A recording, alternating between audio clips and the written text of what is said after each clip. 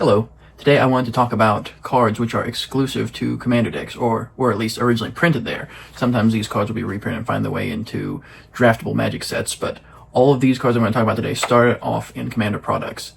And there are more than 2,000 Magic cards that were first printed in Commander decks.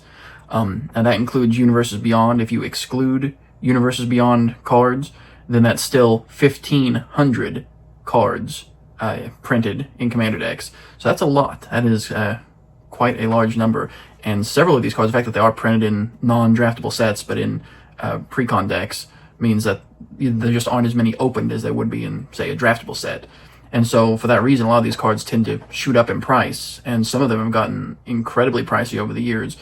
Some are still pricey right now. But what this video is about is cards which were at one point very expensive, and the price memory of people may think that, oh, well, those cards are still very pricey, but reprints for a lot of these have caused the prices to just plummet. And so I want to talk about 10 here today, starting first with just an iconic card, Bane of Progress, first print in Commander 2013. Now this has had 6 printings since that time, and they've all been in Commander decks or other supplemental products. It's never made its way into a draft set, not a Commander Masters, not a Double Masters, nothing. But Bane of Progress has always been in precons, and so for that reason, like all of his other 5 printings are sitting around $6+. Its high was during around Throne of Eldraine when that came out, and that's when the price for Bane of Progress shot up to about $10. But right now you can find most of them for about $6. But if you don't care about the Universes Beyond Final Fantasy aesthetic, you can get the Bane of Progress from the Final Fantasy decks for less than $1. So not bad for a card that was once $10, being able to pick it up for, you know, a tenth of the price. So yeah, if you are cool with Final Fantasy, then you can pick this up for really cheap at a fraction of what you can get any other copy for. Another one that I remember was $10 for a long time was Mazarek Kraul Death Priest, and he was originally printed in Commander 2015. He's had 7 printings, including 2 different secret layers, which there aren't a ton of legends that can make that claim. They've been in 2 different secret layers, but he's just that popular, apparently, and for good reason. He was a high $10 card for a while, even with all of these reprints, and he's been reprinted in master sets as well.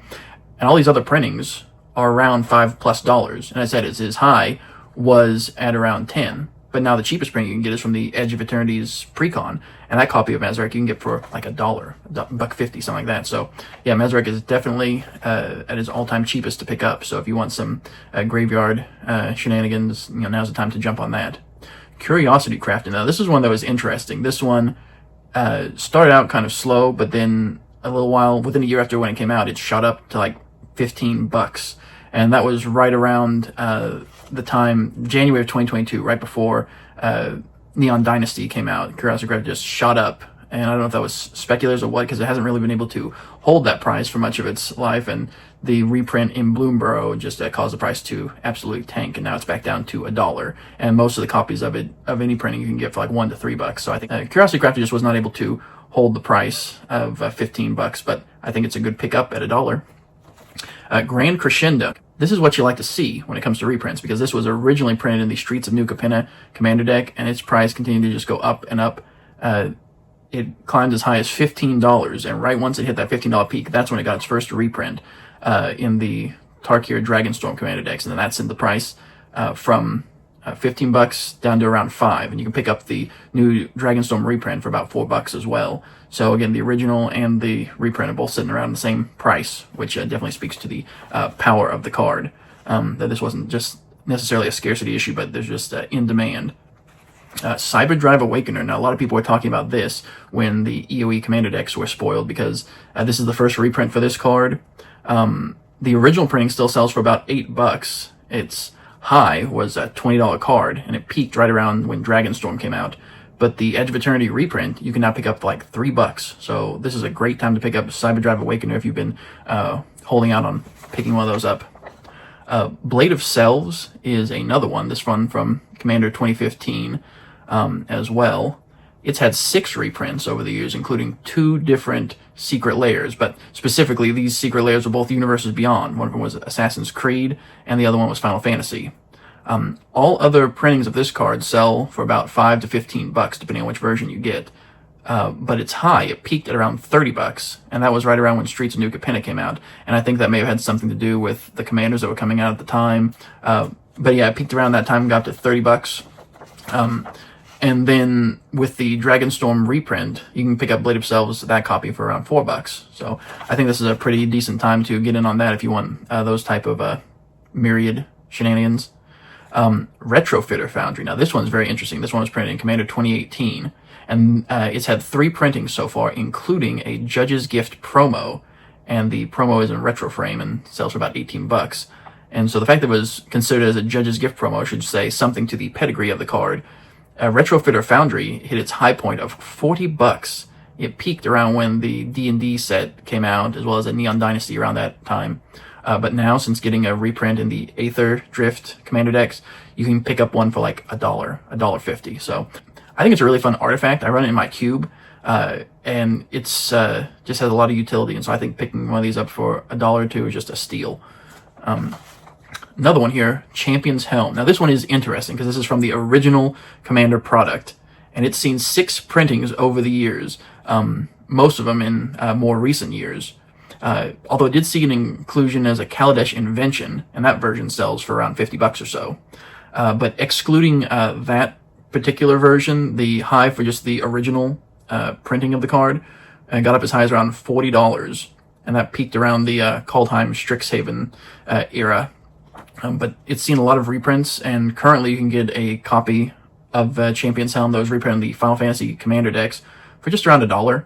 So it is kind of fun to look at the price of Champion's Helm and how it kind of goes along with the popularity of Commander in a lot of respects. You can just see keep going up and up and up as the format's popularity continues to increase from that initial run. So I think there's a special significance for Champion's Helm to be one of these cards that reaches a high of 40, but you can now pick up for really cheap as it's been hit with reprint after reprint. Another card, this one from 2016, Conqueror's Flail. So this came out in 2016. It's had 4 printings since, including a Universe Beyond Secret Lair is also in the Assassin's Creed Secret Lair. And that version of the card sells for about $10. But the high for Conqueror's Flail was at around 40. And it peaked in 2021 with Kaldheim and Strixhaven, right around the same time as Champion's Helm, interestingly enough. Both of those cards hit around $40 at around the same time, so quite interesting. But this one also got a reprint in Final Fantasy, and that version of Conqueror's Flail sells for just a couple of bucks. So now is a great time to pick up Conqueror's Flail if you want that type of Grand Abolisher effect for your commander. And I had one more here that I wanted to talk about, Arachnogenesis. And this is another one from Commander 2015, which, in looking over it, that was really a popular set as far as designs go. We've got 3 out of the 10 cards here are all from Commander 2015. But Arachnogenesis, this is its 3rd reprint. It got a copy in Commander Masters, and also in Duskmourn. Now, it reached a high of $60 for this card. It peaked around Lord of the Rings because of Shelob and Spider Tribal, and so people were going nuts over that.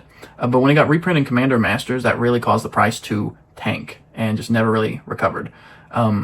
The Duskmourn reprint just further solidified that low price point, and you can get copies of the Duskmourn version for $2. So not bad at all for a formerly $60 card. But that's it. Those are 10 cards that were at one point really expensive. They aren't so much now. I still think that even with the reprints, they were that high for a reason. They were in demand for a reason, and I think that a lot of people may have shied away from them because they felt that they were too expensive, too pricey. But I think that now is a great time to pick up a lot of these. I think some of them may have a chance to rebound and recover if they can dodge future reprints for a little while. But whether you plan to get them to speculate and flip, or if you just want them for decks, now's a great time to pick them up. But thank you so much for listening. Be sure to subscribe so you don't miss more content. But I will be back later with another video. Thank you so much, and take care. Bye.